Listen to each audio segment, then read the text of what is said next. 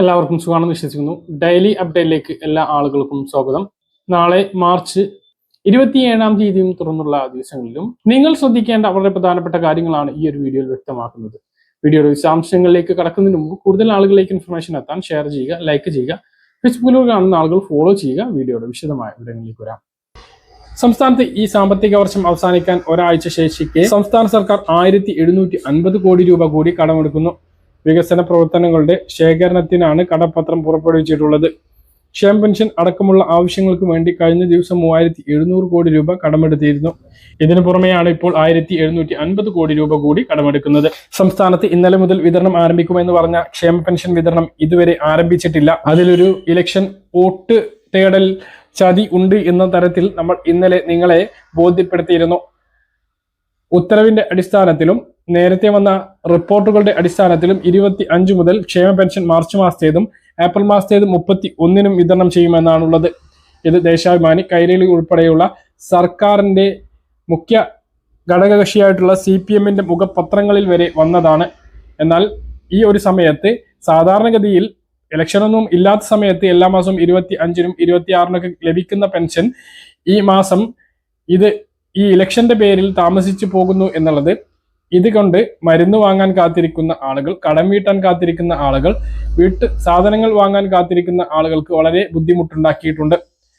ഇത് കൃത്യമായിട്ടുള്ള കാര്യമാണ്. അത് സർക്കാർ കണ്ടില്ല എന്ന് നടിക്കുന്നത് സർക്കാരിന് തന്നെ തിരിച്ചടിയാകും എന്നുള്ളത് ഓർമ്മിപ്പിക്കുന്നു.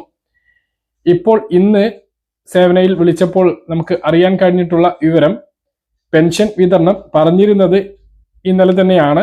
പക്ഷെ വിതരണ നടപടികളിലേക്ക് കടന്നിട്ടുള്ളൂ. എപ്പോൾ വിതരണം ചെയ്യും എന്ന് ഇപ്പോൾ പറയാനാകില്ല എന്നുള്ളതാണ്. മാർച്ച് 31-ന് രണ്ടും ഒരുമിച്ചാണോ വിതരണം എന്ന് ചോദിച്ചപ്പോഴും അവർ പറയുന്നത് അതും അവർക്ക് ഇപ്പോൾ ഉറപ്പ് പറയാനാകില്ല എന്നുള്ളതാണ്. അപ്പൊ നമ്മൾ അവരുമായിട്ട് ബന്ധപ്പെട്ടിട്ടുള്ള ഫോൺ കോള് നിങ്ങളൊന്ന് കേൾക്കുക. ഹലോ, സേവന പെൻഷൻ ഓഫീസാണ്, പറയൂ. ക്ഷേമ പെൻഷൻ ഇപ്പോ ഉണ്ടോ ഈ മാസത്തെ, അതായത് മാർച്ച് മാസത്തെ ഉണ്ട്. കൊടുത്തു തുടങ്ങിയിട്ടില്ല, അതിന്റെ പണികളൊക്കെ നടക്കുന്നേ ഉള്ളൂ. പിന്നെ 2 പെൻഷൻ ഒരുമിച്ചാണോ അതോ 31-ാം തീയതി അങ്ങനെ? അതിന്റെ തീരുമാനം പറഞ്ഞിട്ടില്ല. അപ്പൊ ഇതാണ് അവർക്ക് പറയാനുള്ളത്. ഒരു ഉറപ്പ് അവർക്ക് പറയാനാകുന്നില്ല. അപ്പൊ ഇലക്ഷനോടനുബന്ധിച്ച് വോട്ട് ചോദിക്കുന്ന ആ നിർണായക സമയത്ത് കയ്യിൽ പെൻഷൻ വിതരണം എത്തിക്കുക, 2 ഒരുമിച്ച് 4000 എത്തിക്കുക എന്നുള്ള ലക്ഷ്യം തന്നെയാണ് ഇതിന് പിന്നിൽ ഈ പെൻഷൻ വൈകിപ്പിക്കാൻ കാരണം എന്നുള്ളതാണ് നമുക്ക് ഇപ്പോൾ മനസ്സിലാകുന്നത് എന്നുള്ളതാണ്. അപ്പോൾ ഇതുമായി ബന്ധപ്പെട്ട് നിങ്ങളുടെ അഭിപ്രായങ്ങൾ താഴെ കമന്റ് ആയിട്ട് രേഖപ്പെടുത്തുക. കെട്ടിട നിർമ്മാണ തൊഴിലാളി പെൻഷൻ 5 മാസത്തേത് വിതരണം ചെയ്തു തുടങ്ങി എന്നാണ് പറഞ്ഞത്. ഇന്നലെ ഒരുപാട് ആളുകൾക്ക് 1 മാസത്തേത് മാത്രമാണ് ലഭിച്ചിരുന്നത്. കൂടുതൽ മാസത്തേത് കിട്ടിയിട്ടുണ്ട് എങ്കിൽ താഴെ ഒന്ന് കമന്റ് ആയിട്ട് അറിയിക്കുക. പ്രവാസി ക്ഷേമ പെൻഷൻ വിതരണം ഇപ്പോഴും തുടങ്ങിയിട്ടില്ല എന്നുള്ളതാണ് വിവരം. ആർക്കെങ്കിലും കിട്ടിയിട്ടുണ്ടെങ്കിൽ താഴെ നിന്ന് കമന്റ് ആയിട്ട് രേഖപ്പെടുത്തുക. നിങ്ങൾ ഈ സ്ക്രീനിൽ കാണുന്ന സ്ക്രീൻഷോട്ടാണ് കൈരളി ചാനലിന്റെ ഓൺലൈൻ ന്യൂസ് ആയിട്ട് വന്നിട്ടുള്ളത്. ഏപ്രിൽ മാസത്തെ പെൻഷൻ വിഷു ഈസ്റ്ററിനനുബന്ധിച്ച് 31-ാം തീയതിയും ഈ മാസത്തെ, അതായത് മാർച്ച് മാസത്തെ പെൻഷൻ വിതരണം ഈ മാസം 25 മുതൽ വിതരണം ആരംഭിക്കും എന്നുമാണ് ഇതിൽ റിപ്പോർട്ട് ചെയ്തിട്ടുള്ളത്. പാചകവാതക പ്രതിസന്ധിയുമായി ബന്ധപ്പെട്ട് നിരവധി പുതിയ അറിയിപ്പുകളാണ് വന്നിട്ടുള്ളത്.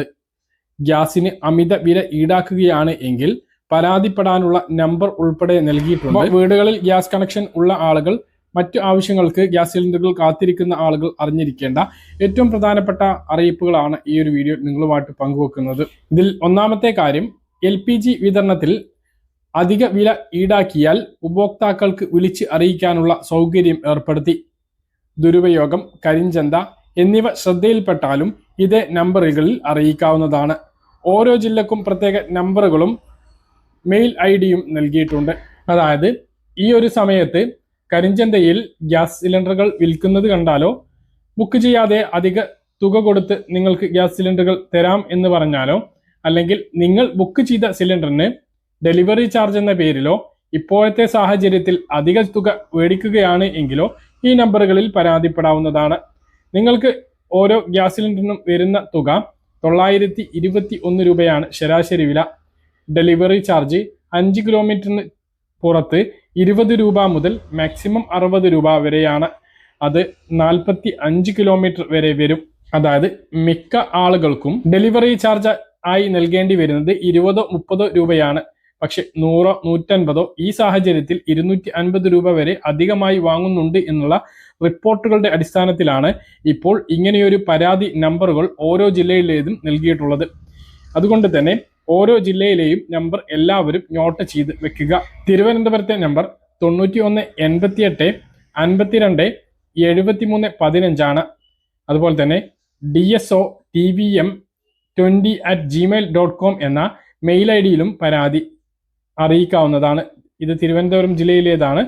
അതുപോലെ തന്നെ കൊല്ലത്തെ mail I D Kollam dso@gmail.com, number 91 88 52 73 16. Pathanamthitta ജില്ലയിലെ പരാതി നൽകേണ്ട മെയിൽ ഐ ഡി dso.ptal@gmail.com. വിളിക്കേണ്ട നമ്പർ 91 88 52 73 17. ആലപ്പുഴ dso.alappuzha@gmail.com. വിളിക്കേണ്ട നമ്പർ 91 88 52 73 18. കോട്ടയം ജില്ലയിലേത് dso.ktm1@gmail.com എന്ന മെയിൽ ഐ ഡിയിലാണ് പരാതി നൽകേണ്ടത്. നമ്പർ 91 88 52 73 19. ഇടുക്കി ജില്ലയിലേത് dso.idukki@gmail.com, നമ്പർ 91 88 52 73 20. എറണാകുളം dco@gmail.com എന്ന മെയിൽ ഐ ഡിയിൽ പരാതി നൽകാം. വിളിച്ച് പരാതി നൽകേണ്ട നമ്പർ 91 88 52 73 21. തൃശ്ശൂർ ഇതേത് dso.tsr@gmail.com.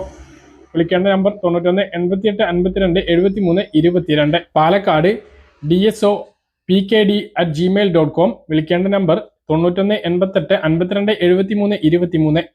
മലപ്പുറം dso.mpm@gmail.com.